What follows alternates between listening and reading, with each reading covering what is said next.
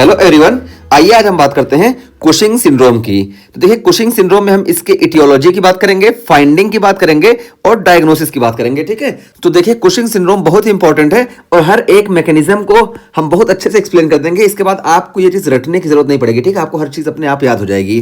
तो देखिए हम शुरू करते हैं इटियोलॉजी से। ठीक है, तो कुशिंग सिंड्रोम में मेनली होता क्या है हमारा, सबसे पहले हम ये बेसिक चीज बता दें। तो देखिए कुशिंग सिंड्रोम में ये हमारा जो कॉर्टिसोल है ना, ये इंक्रीज हो जाता है और हमको मालूम है इस कॉर्टिसोल में मिनरेलोकॉर्टिकॉइड की एक्टिविटी प्लस ग्लूकोकॉर्टिकॉइड की एक्टिविटी दोनों प्रेजेंट होती है। ठीक है, तो ये हम बेसिक चीज बता रहे हैं। तो देखिए ये हम adrenal steroid and congenital adrenal hyperplasia वाले टॉपिक से लेके आए और ये चार्ट तो बहुत जरूरी है। हमेशा हम इस चार्ट को इसीलिए यूज करते हैं ताकि हमारा ये है रिकॉल होता रहे और हर एंजाइम हमको याद होते रहे। तो देखिए हमारा यहाँ पे इस पार्ट से मतलब है। ठीक है, तो देखिए एल्डोस्टेरॉन बनता है, ये मिनरेलोकॉर्टिकॉइड्स होता है और ये जो कॉर्टिसोन बनता है ये प्योरली ग्लूकोकॉर्टिकॉइड होता है। ठीक है, तो ये कॉर्टिसोन प्योरली ग्लूकोकॉर्टिकॉइड होता है, लेकिन कॉर्टिसोन से पहले देखिए कॉर्टिसोल होता है। ठीक है, कॉर्टिसोल को 11 बीटा हाइड्रोक्सी स्टेरॉइड डिहाइड्रोजिनेज जो एंजाइम होता है ये कन्वर्ट कर देता है कॉर्टिसोन में। तो अगर ये कॉर्टिसोल कॉर्टिसोन में कन्वर्ट नहीं हो रहा ना, तो कॉर्टिसोल के अंदर ना हमारे पास दोनों एक्टिविटी है, ग्लूकोकॉर्टिकॉइड्स की और मिनरेलोकॉर्टिकॉइड की। ठीक है, तो हमको कुशिंग सिंड्रोम में इसी कॉर्टिसोल का एक्सेस देखने को मिलता है। ठीक है,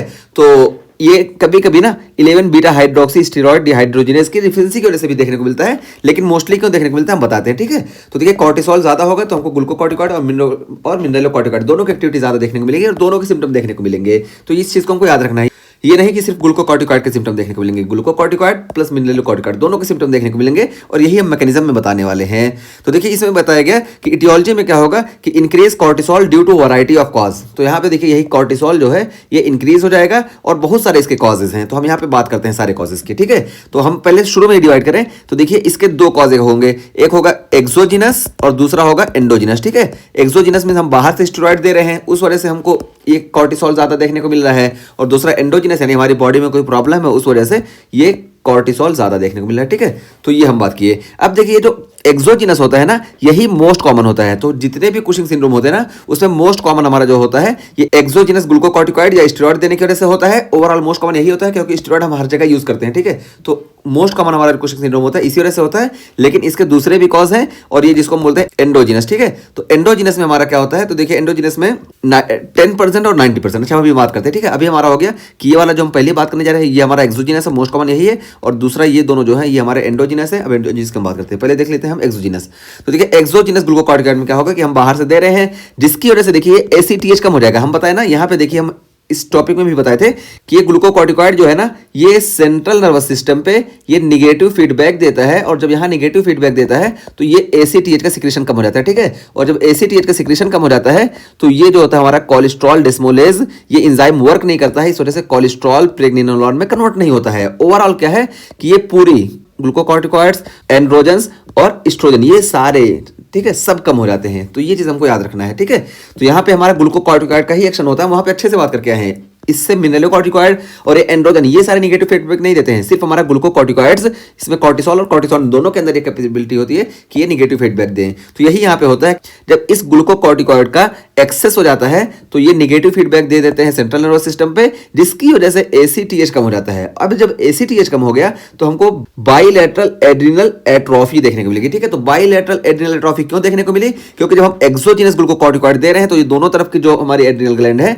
इनको जरूरत ही नहीं है, मतलब ग्लूकोकॉर्टिकॉइड इतना ज्यादा हो जा रहा है कि एसीटीएच नहीं आ रहा है। अब जब एसीटीएच नहीं आ रहा है तो ये पूरा एड्रिनल ग्लैंड का जितना काम था ये सारा हम दिखाइए ये सब नहीं होगा। तो एड्रिनल ग्लैंड जब कुछ काम ही नहीं करेगी, यहाँ पे इसको कोई स्टिमुलेट करने वाला है ही नहीं, और एसीटीएच इसको मेंटेन किया रहता है। तो एसीटीएच जब इसको स्टिमुलेट ही नहीं कर रहा है तो एड्रिनल ग्लैंड में जब कोई काम नहीं तो धीरे धीरे ये एट्रोफी हो जाएगी। तो हमको बाइलेटरल एड्रिनल एट्रोफी देखने को मिलेगी एक्सोजिनस ग्लूकोकॉर्टिकॉइड की कंडीशन में। ठीक है, तो ये देखिए बहुत ही इंपॉर्टेंट चीज है और ये देखिए मोस्ट कॉमन कॉज यही होता है। ठीक है, तो ओवरऑल मोस्ट कॉमन कॉज हमारा यही है एक्सोजिनस ग्लूकोकॉर्टिकॉइड। तो ये हो गया हमारा एक्सोजिनस कॉज। अब हम बात करते हैं एंडोजिनस कॉज की। तो देखिए हमारे पास दो है। 10% केसेस में क्या होता है ना कि प्राइमरी एड्रिनल एडिनोमा। ठीक है, तो हमको एड्रिनल ग्लैंड में यहाँ पे एडिनोमा देखने को मिलेगा, या एड्रिनल ग्लैंड में हमको हाइपरप्लेसिया देखने को मिलेगी, या कार्सिनोमा देखने को मिलेगा। ठीक है, तो देखिए एडिनोमा हम बताएं कि ये हमारा बिनाइन होगा और ये कार्सिनोमा जो होती है ये मैलिग्नेंट कंडीशन होती है। लेकिन यहाँ पे देखिए बिनाइन और मैलिग्नेंट दोनों यहाँ पे डेंजरस होती हैं। क्यों? क्योंकि जब ये बिनाइन है तब भी ये जो है बहुत ज्यादा ग्लूकोकॉर्टिकॉइड का सिक्रेशन कर रही है, इस वजह से ये हमारी बॉडी में कुशिंग सिंड्रोम कॉज कर रही है और बहुत सारी परेशानी आने वाली है, हम अभी बात करते हैं, ठीक है।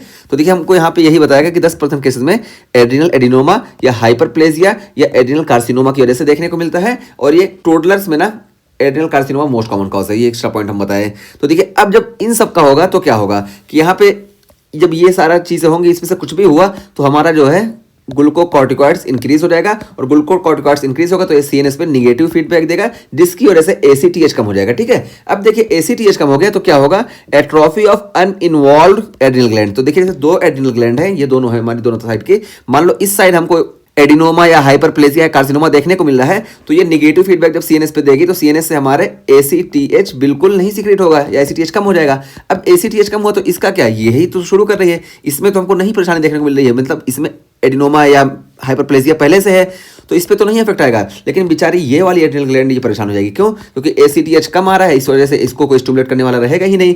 जब इसको कोई स्टिमुलेट करने वाला नहीं रहेगा तो धीरे धीरे इसमें हमको एट्रोफी देखने को मिलेगी। तो यही यहाँ बताया गया, एट्रोफी ऑफ अनइन्वॉल्व्ड एड्रिनल ग्लैंड। तो देखिए गलती इस एड्रिनल ग्लैंड की है, लेकिन भुगत ये वाली एड्रिनल ग्लैंड रही है, ठीक है। तो ना खुद सही से काम कर रही है, खुद मतलब ओवर एक्सेस, और इसको सप्रेस करा दे रही है। तो हमको इन सारी कंडीशंस में ये चीजें देखने को मिलती है। और देखिए 90% केसेस में क्या होता है ना, देखिए ये हमारे सीएनएस में प्रॉब्लम होती है। तो देखिए एसीटीएच सीक्रेटिंग पिट्यूटरी एडिनोमा, यानी एसीटीएच जो है पिट्यूटरी ग्लैंड से, यानी हमको सेंट्रल नर्वस सिस्टम से परेशानी देखने को मिली है, और वहीं से हमको ज्यादा एसीटीएच देखने को मिला है। तो ये एसीटीएच सीक्रेटिंग पिट्यूटरी एडिनोमा, और इसी को हम कुशिंग डिजीज बोलते हैं, ठीक है। ये हम जो बात कर रहे हैं ओवरऑल, ये हमारा कुशिंग सिंड्रोम है, लेकिन कुशिंग डिजीज हम तब बोलते हैं जब एसीटीएच ये पिट्यूटरी ग्लैंड से ज्यादा सीक्रेट होता है, तो इसको हम बोलते हैं कुशिंग डिजीज, ठीक है। तो ये वही है कि पिट्यूटरी एडिनोमा होगा जिसमें हमको एसीटीएच ज्यादा सीक्रेट देखने को मिलेगा, इसी को हम कुशिंग डिसीज बोले। या इसी तरीके से देखिए पैरान्यूप्लास्टिक एसीटीएच सीक्रेशन, पैरान्यूप्लास्टिक यानी किसी लंग के टिश्यू से या कहीं से एसीटीएच सीक्रेट हो रहा है, ठीक है। तो यहाँ पे एड्रिनल ग्लैंड बेचारी सही है, एड्रिनल ग्लैंड में कोई कमी नहीं है, बस यहाँ पे कहीं से भी स्टिमुलेशन आ रहा है, और जब ये स्टिमुलेशन आएगा एसीटीएच आएगा तो इस पे वर्क कराएगा, ठीक है। तो जब इस पे वर्क कराएगा तो दोनों पे वर्क कराएगा एक साथ, ठीक है, क्योंकि आ रहा है दोनों पे ब्लड सर्कुलेशन से, तो दोनों पे वर्क करेगा और दोनों से हमको कॉर्टिसोल ज्यादा देखने को मिलेगा। तो हमको ये चीज पता हो गई कि यहाँ पे जो ये 90% केसेस में क्या होता है कि एसीटीएच ज्यादा हो जाता है, और एसीटीएच ज्यादा होने की दो वजह हो सकती है, या तो पिट्यूटरी एडिनोमा हो यानी सेंट्रल नर्वस सिस्टम से प्रॉब्लम हो, या पैरान्यूप्लास्टिक कंडीशन हो जिसमें एसीटीएच ज्यादा हो, ठीक है, जैसे लंग ट्यूमर वगैरह में होता है। तो देखिए यहाँ पे वो एग्जांपल बताया गया कि पैरान्यूप्लास्टिक एसीटीएच सिक्रेशन हमको स्मॉल सेल लंग कैंसर या ब्रोंकियल कार्सिनोइड के कंडीशन में देखने को मिलता है। तो यहाँ पे हमको पैरान्यूप्लास्टिक एसीटीएच देखने को मिलता है। तो इस वजह से देखिए हम बताएं यहाँ पे बाइलेटरल एड्रिनल हाइपरप्लेजिया हमको देखने को मिलेगी। बताया ना कि यहाँ पे ये वाली एड्रिनल ग्लैंड और ये वाली एड्रिनल ग्लैंड जब एसीटीएच ज्यादा हो रहा है तो दोनों को ये एसीटीएच स्टिमुलेट करेगा, इस वजह से हमको बाइलेटरल एड्रिनल हाइपरप्लेजिया देखने को मिलेगा। और उसके बाद फिर देखिए यहाँ पे एक लाइन और बताई गई कि Cushing disease is responsible for the majority of endogenous cause of Cushing syndrome. तो देखिए हम शुरू में क्या बता के आए कि मोस्ट कॉमन हमारा एक्सोजिनस होता है, ठीक है, लेकिन एंडोजिनस में भी हम बताया कि यहाँ पे अगर दो टाइप में हम डिवाइड करें तो ये जो एड्रिनल ग्लैंड में परेशानी की वजह से देखने को मिल रहा है ये 10% देखने को मिलता है, 90% में एसीटीएच सीक्रेटिंग ज्यादा होता है। और ये भी जो 90% हो रहा है ना, यहाँ पे हम दो कंडीशन बताए, पैरान्यूप्लास्टिक कंडीशन और पिट्यूटरी एडिनोमा। तो ये पिट्यूटरी एडिनोमा वाली जो कंडीशन है ना, ओवरऑल एंडोजिनस में ये मोस्ट कॉमन है, ठीक है। तो ओवरऑल एंडोजिनस में मोस्ट कॉमन हमारी ये है, और अगर ओवरऑल बात करें एंडोजिनस एक्सोजिनस खत्म करते हैं तो हमारा एक्सोजिनस ग्लूकोकॉर्टिकॉइड होगा। तो यही चीज यहाँ पे बताई गई कि Cushing disease is responsible for the majority of endogenous cause of Cushing syndrome. तो ये चीज हुई। अब देखिए हम यहाँ पे फाइंडिंग की बात कर रहे हैं। तो देखिए अब जब ये कॉर्टिसोल ज्यादा होता है ना, तो कॉर्टिसोल का हमको एक्शन 6 जगह देखने को मिलता है, ठीक है। तो 6 मेटाबॉलिक पाथवे पे ये इफेक्ट करता है, और इसी वजह से हमको देखिए मून फेसिस जो निमोनिक से हम बताए हैं, ये सारे हमको प्रेजेंटेशन या क्लिनिकल फीचर देखने को मिलेंगे। तो देखिए 6 जगह कहाँ कहाँ पे, तो देखिए प्रोटीन मेटाबॉलिज्म को अल्टर कर देगा, कार्बोहाइड्रेट मेटाबॉलिज्म को या फैट मेटाबॉलिज्म को, मिनरलोकॉर्टिकॉइड को, सेक्स स्टेरॉइड को और सीएनएस को। तो देखिए इन सबको ये अफेक्ट करता है, इसी वजह से हमको ये सारे सिम्टम देखने को मिलते हैं, और हमारा ये पूरा डिस्कशन यहाँ का इसी पे बेस रहेगा और इसी पे हम बात करेंगे। तो देखिए सबसे पहले क्या है कि यहाँ पे हमको मेटाबॉलिक सिंड्रोम देखने को मिलेगा, ठीक है। तो ये मेटाबॉलिक सिंड्रोम में क्या होगा, देखिए हाइपरटेंशन देखने को मिलेगा।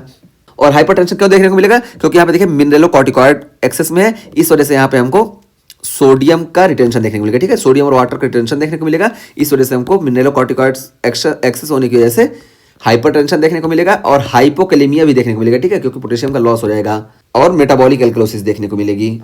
और उसको फिर देखिए मेटाबॉलिक सिंड्रोम में हमको हाइपरग्लाइसीमिया और हाइपरलिपिडीमिया भी देखने को मिलेगा। तो देखिए इसको और हम क्लियर कर दें, ये काम आएगा आगे सारे फीचर्स में। तो देखिए हाइपरग्लाइसीमिया क्यों देखने को मिलता है, तो हम बताएं यहाँ पे देखिए हमारी प्रोटीन कैटाबॉलिज्म में हमको परेशानी देखने को मिलती है, ठीक है। तो देखिए यहाँ पे क्या होता है कि प्रोटीन कैटाबॉलिज्म ज्यादा हो जाती है जब कॉर्टिसोल ज्यादा होता है, यानी कुशिंग सिंड्रोम में हमारी प्रोटीन कैटाबॉलिज्म ज्यादा हो जाती है।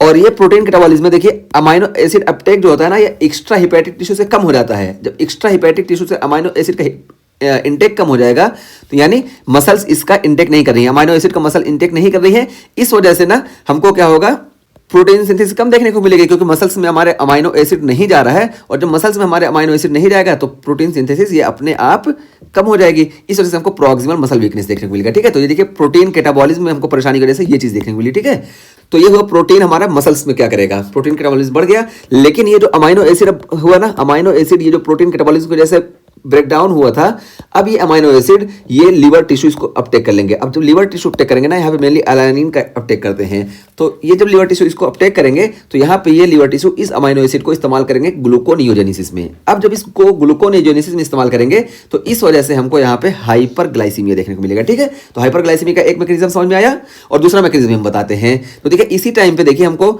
लिपिड पे भी एक्शन देखने को मिलता है कॉर्टिसोल का। ठीक है, तो लाइपोलाइसिस को इंक्रीज करा देता है। ठीक है, तो लाइपोलाइसिस को इंक्रीज कराता है, इसकी वजह से हमको फ्री फैटी एसिड ज्यादा देखने को मिलता है, और जब ये फ्री फैटी एसिड ज्यादा हुआ तो ये फ्री फैटी एसिड भी ग्लूकोनियोजेनेसिस को स्टिमुलेट करता है, जिस वजह से हमको हाइपरग्लाइसीमिया देखने को मिलता है। ठीक है, तो ये कंडीशन हुई हाइपरग्लाइसीमिया की। हाइपरग्लाइसीमिया क्यों देखने को मिलता है, और इसी को हम बोलते हैं एड्रिनल डायबिटीज मेलाइटस। ठीक है, तो इसी वजह से हमको कुशिंग सिंड्रोम में हाइपरग्लाइसीमिया देखने को मिलता है, और इसी को हम बोलते हैं एड्रिनल डायबिटीज मेलाइटिस। पूरा मैकेनिज्म हम बता दिए, और उसके बाद देखिए यहाँ पे हाइपरलिपिडीमिया हमको क्यों देखने को मिला, यही लाइपोलाइसिस इंक्रीज हुआ, इस वजह से हमको हाइपरलिपिडीमिया देखने को मिलेगा। ठीक है, तो हाइपरलिपिडीमिया भी इसी वजह से देखने को मिलता है। और यहाँ पे देखिए जब फैट की बात आई तो फैट में एक चीज और हम बता दें, रीडिस्ट्रीब्यूशन ऑफ बॉडी फैट। तो बॉडी के फैट जो है ना ये रीडिस्ट्रीब्यूट हो जाएंगे। अब जब ये फैट रीडिस्ट्रीब्यूट होंगे तो बॉडी के डिफरेंट पार्ट में जाएंगे, अभी हम बात करते हैं। तो देखिए हमको यहाँ पे सेंट्रीपिटल ओबेसिटी देखने को मिलेगी और बुफेलो हम्प देखने को मिलेगा, तो अभी हम बात करते हैं इस पे भी। ठीक है, तो ये फैट लाइपोलाइसिस इंक्रीज होने की वजह से और फैट का रीडिस्ट्रीब्यूशन हो जाता है, इस वजह से देखने को मिलता है। तो देखिए हम यहाँ पे बात कर चुके हैं प्रोटीन मेटाबॉलिज्म की, कार्बोहाइड्रेट की और फैट की। तो देखिए तीन हमारे बात कर लिए, और तीन देखिए कितना इंपॉर्टेंट है, हम पूरा मैकेनिज्म बताएं। अब देखिए यहाँ पे हमको ओबेसिटी देखने को मिलेगी, हम बताया ना कि यहाँ पे redistribution of the body fat देखने को मिलता है, इस वजह से हमको ओबेसिटी देखने को मिलेगी। तो देखिए ओ से हो गया हमारा ओबेसिटी, और कौन सी ओबेसिटी देखने को मिलेगी, तो हम बताएं कि यहाँ पे रीडिस्ट्रीब्यूशन ऑफ बॉडी फैट देखने को मिलेगा। तो ट्रंकल वेट गेन देखने को मिलेगा एंड वेस्टिंग ऑफ एक्सट्रीमिटीज। तो एक्सट्रीमिटीज में देखिए हमको वेस्टिंग देखने को मिलेगी, क्यों, क्योंकि एक्सट्रीमिटीज में मोस्टली हमारी क्या होती है, मसल्स होती हैं। तो देखिए हम यहाँ पे बताएं कि मसल्स का जो होता है यानी प्रोटीन का कैटाबॉलिज्म होता है, और मसल्स जो अमाइनो एसिड को अपटेक नहीं करती है, इस वजह से हमको प्रॉक्सिमल मसल में वीकनेस देखने को मिलती है। तो यही बताया गया कि वेस्टिंग ऑफ एक्सट्रीमिटीज की हमको वेस्टिंग देखने को मिलेगी, और सेंट्रल ओबेसिटी देखने को मिलेगी। तो ट्रंकल वेट गेन देखने को मिलेगा, वेस्टिंग ऑफ एक्सट्रीमिटीज देखने को मिलेगी, और देखिए राउंड मून फेस देखने को मिलेगा। ठीक है, तो ये देखिए राउंड मून फेस, इस तरह देखिए ये राउंड मून फेस दिखाया गया। ठीक है, तो ये हो गया हमारा कुशिंग सिंड्रोम में हमको देखने को मिलता है। और देखिए डॉर्सो सर्वाइकल फैट पैड देखने को मिलता है, तो डॉर्सो सर्वाइकल पे हमको यहाँ पे फैट पैड देखने को मिलता है, इसी को हम बोलते हैं बुफेलो हम्प। ठीक है, तो यहाँ पे देखिए ये बुफेलो हम्प हमको देखने को मिला, और सेंट्रल ओबेसिटी देखने को मिली। और यहाँ पे देखिए लाइपोलाइसिस इंक्रीज हो रही ना, लेकिन लाइपोलाइसिस बहुत कम इंक्रीज होती है, मेनली हमारी जो है ना प्रोटीन कैटाबॉलिज्म इंक्रीज होता है। तो हमको कंफ्यूज नहीं होना है कि लाइपोलाइसिस भी इंक्रीज हो रही है तब कैसे फैट एक्युमुलेट हो रहा है। तो फैट लाइपोलाइसिस बस उतना इंक्रीज होती है कि फैट का रीडिस्ट्रीब्यूशन हो जाए। ठीक है, तो ये चीज हमको देखने को मिलती है। ठीक है, तो रीडिस्ट्रीब्यूशन ऑफ द फैट हमको देखने को मिलता है, बॉडी फैट।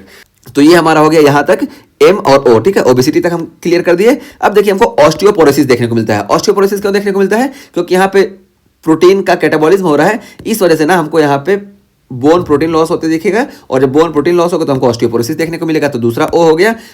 और फिर देखिए हमको न्यूरोसाइकेट्रिक सिम्टम देखने को मिलेंगे, और ये न्यूरोसाइकेट्रिक सिम्टम जो होते हैं ये डिप्रेशन, एंजाइटी, इरिटेबिलिटी, ये सारे हमको देखने को मिलते हैं। शुरू में ही हम बता क्या है कि हमको सीएनएस इफेक्ट देखने को मिलता है, और सीएनएस इफेक्ट में हमको ये न्यूरोसाइकेट्रिक इलनेस देखने को मिलती है। ठीक है, तो डिप्रेशन, एंजाइटी, इरिटेबिलिटी ये सब देखने को मिलेगा। और देखिए हमको फेशियल प्लेथरा देखने को मिलेगा, और ये फेशियल प्लेथरा भी ना ये प्रोटीन कैटाबॉलिज्म की वजह से देखने को मिलता है, क्योंकि यहाँ पे स्किन की हमको थिनिंग देखने को मिलती है, और लॉस ऑफ सबक्यूटेनियस फैट। तो फैट जो है ये रिडिस्ट्रीब्यूट होता है, इस वजह से है ना हमको फेशियल प्लेथरा देखने को मिलेगा, यानी थिनिंग ऑफ द स्किन यानी फेशियल स्किन, और loss of the subcutaneous fat, इस वजह से इसको हम फेशियल प्लेथरा बोलते हैं। और देखिए अब यहाँ एफ की बात कर लिए, उसके बाद हम ए की बात करते हैं। तो यहाँ पे हमको एंड्रोजन एक्सेस में देखने को मिलता है। ठीक है, तो यहाँ पे जब एंड्रोजन एक्सेस में देखने को मिलेगा, इसी वजह से हमको एक्नी देखने को मिलेगा, हिर्सुटिज्म देखने को मिलेगा, और एमेनोरिया देखने को मिलेगा। तो ये सारे हमको एंड्रोजन एक्सेस होने की वजह से देखने को मिलेंगे। और उसके अलावा हमको देखिए कैटरेक्ट देखने को मिलेगा। तो कैटरेक्ट यही हाइपरग्लाइसीमिया की वजह से हमको कैटरेक्ट देखने को मिलेगा, क्योंकि ये जो है फ्रक्टोज और सॉर्बिटॉल में कन्वर्ट हो जाएगा, और ये इरिवर्सिबल कन्वर्ट होता है, और ये लेंस से बाहर नहीं निकल पाता, इस वजह से हमको कैटरेक्ट देखने को मिलेगा। और हमको मालूम है कि इम्यूनो सप्रेशन में हम स्टेरॉइड यूज करते हैं, तो स्टेरॉइड जो है इम्यूनोसप्रेशन कराता ही है, ये बहुत बेसिक चीज़ है, तो हमको इम्यूनोसप्रेशन भी देखने को मिलेगा। तो यहाँ से आई भी हो गया, और देखिए ई से हमको इकाइमोसिस देखने को मिलेगा। इकाइमोसिस क्यों देखने को मिलेगा? क्योंकि यहाँ पे प्रोटीन कैटाबॉलिज्म ज़्यादा हो रही है। तो देखिए प्रोटीन कैटाबॉलिज्म बहुत बड़ा रोल प्ले करती है, तो प्रोटीन कैटाबॉलिज्म ज़्यादा होने की वजह से हमको इकाइमोसिस यानी इजी ब्रोचिंग देखने को मिलेगा। और लास्ट में हम बात करते हैं स्किन चेंजेस। तो देखिए स्किन चेंजेस की हम यहाँ बात करके कि फेशियल प्लथरा हमको देखने को मिलेगा, तो वही है कि thinning and straightening of skin. हाँ, यहाँ पे हमको हाइपर पिगमेंटेशन देखने को मिलता है। और हाइपर पिगमेंटेशन क्यों देखने को मिलता है ना, तो ये भी हम बता दें, ये देखिए हमारे ये जो प्रो ओपियो मिलेनोकार्टिन होता है, ये कन्वर्ट होता है एसीटीएच में, यानी एसीटीएच का प्रीकर्सर जो होता है ये प्रो ओपियो मिलेनोकार्टिन होता है। और ये प्रो ओपियो मिलेनोकार्टिन ना ये मिलेटोनिन का भी फॉर्मेशन करता है, ठीक है। तो मिलेटोनिन का भी फॉर्मेशन यही करता है, ये प्रीकर्सर दोनों का है। इस वजह से जब एसीटीएच ज्यादा बनता है ना, तो इस कंडीशन में मिलेनिन भी ज्यादा बनता है, ठीक है। तो जो मिलेनिन ज्यादा बनेगा तो हमको हाइपर पिगमेंटेशन देखने को मिलता है, ठीक है। तो हाइपर पिगमेंटेशन का मैकेनिज्म ये है। तो इस तरीके से हम पूरी बात कर लिए कि हमको फाइंडिंग में क्या देखने को मिलेगा। देखिए हम सबकी बात कर लिए, प्रोटीन कैटाबॉलिज्म हमको इंक्रीज देखने को मिलेगा, कार्बोहाइड्रेट में हमको इंक्रीज ग्लूकोज देखने को मिलेगा, और फैट देखिए फैट में हमको रीडिस्ट्रीब्यूशन देखने को मिलेगा, और हल्की फुल्की लाइपोलाइसिस भी देखने को मिलेगी, और मिनरलोकॉर्टिकॉइड भी देखिए हमको एक्सेस में देखने को मिलेगा इसका एक्शन, और सेक्स स्टेरॉइड देखिए हमको ज्यादा देखने को मिलेगा, इसकी वजह से हमको एक्ने, हर्सिटिज्म और एमोनेरिया देखने को मिलेगा। और सीएनएस इफेक्ट की हम बात करें कि यहाँ पे हमको डिप्रेशन वगैरह देखने को मिलेगा, ठीक है। तो ये सब हम बात कर लिए। और यहाँ पे देखिए प्रोटीन कैटाबॉलिज्म से कई चीजें रिलेटेड, ठीक है। कौन कौन से? तो देखिए हाइपरग्लाइसीमिया भी हमको प्रोटीन कैटाबॉलिज्म की वजह से देखने को मिलती है, और ये वेस्टिंग ऑफ द एक्सट्रीमिटीज ये भी प्रोटीन कैटाबॉलिज्म की वजह से देखने को मिलती है, फेशियल प्लथरा ये भी हमको प्रोटीन कैटाबॉलिज्म की वजह से देखने को मिलती है, ठीक है। तो ये सारी चीजें हैं, और हम यहाँ पे पूरा एकदम अच्छे से कॉन्सेप्ट क्लियर कर दिए। अब हम बात करेंगे डायग्नोसिस की, ठीक है। तो डायग्नोसिस